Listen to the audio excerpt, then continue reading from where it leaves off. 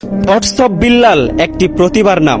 আপনারা জানেন আমাদের প্রিয় শিশু কন্টেন্ট ক্রিয়েটর সাইমনের দুটি চোখ ড্যামেজ, জরুরি চিকিৎসার জন্য প্রয়োজন 15 লক্ষ টাকা। আর এই কঠিন সময়ে থটস অফ বিল্লাল এক বিশাল দায়িত্ব নিয়েছেন। বিল্লাল ভাই ঘোষণা করেছেন আগামী 7 দিনের মধ্যে যদি 10 লক্ষ টাকা ম্যানেজ না হয় পুরো টাকাটাই তিনি নিজে বহন করবেন। এই উদ্যোগ সত্যি অবিশ্বাস্য।